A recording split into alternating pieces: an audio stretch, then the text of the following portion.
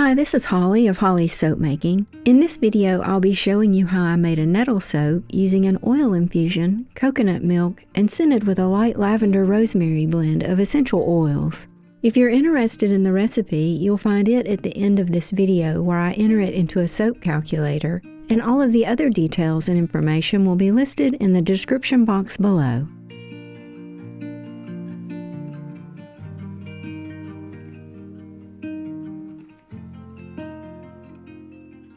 For this soap, I wanted to replace 25% of the total recipe oils with a nettle leaf oil infusion. So I measured out dried nettle leaf powder and then filled the jar with olive oil. I like to use the warm water method to create my oil infusions, so I placed the jar in a pan of warm water over low heat for about 2.5 hours. I let it cool completely in the water, then left the jar on the counter overnight until all the powder had settled to the bottom. I'll add some links below that provide more examples of the different infusion methods in case you're interested.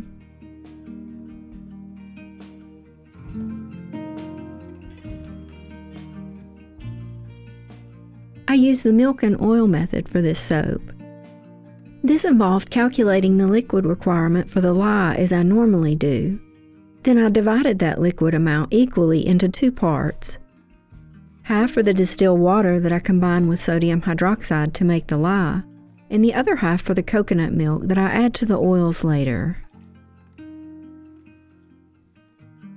Soap making involves the use of sodium hydroxide or lye, which is a caustic substance that can burn your skin and permanently damage your eyes, so be sure to learn and practice lye-safe handling procedures when making soap.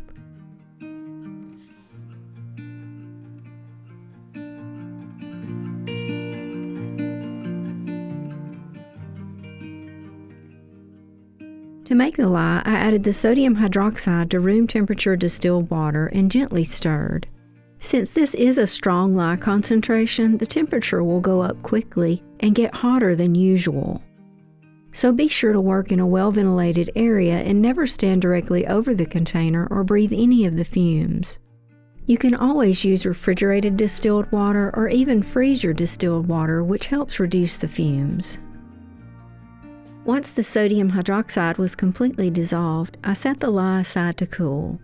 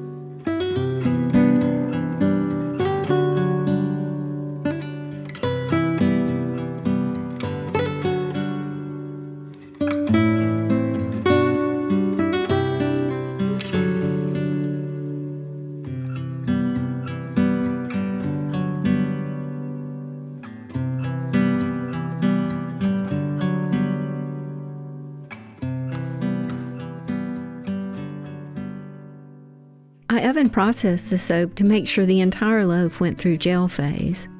I preheated my oven to its lowest temperature, then turned it off and placed the soap inside, leaving it overnight. I kept the oven light on for about 2 hours to help maintain the warmth inside the oven a bit longer.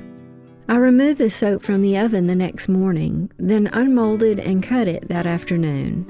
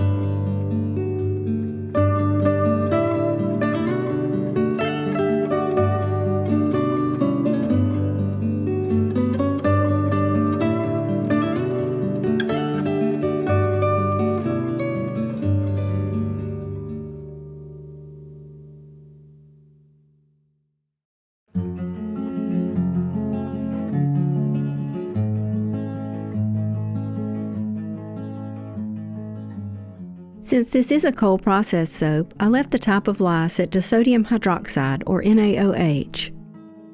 My recipe oil weight was 1,000 grams. My water to lye ratio was set to 2:1, which means my lye solution consisted of 2 parts liquid and 1 part sodium hydroxide.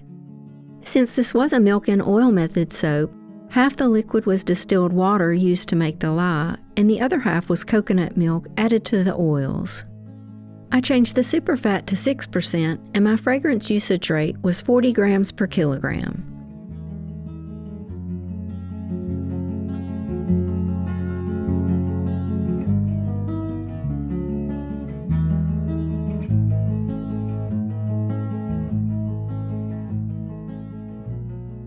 Once you have everything entered, you just select to calculate the recipe, then to view or print it. SoapCalc will give you a really nice listing of all of your ingredients, including the amount of sodium hydroxide required to saponify your oils. Thank you so much for watching, and I hope you found something useful here to help you in your soap making.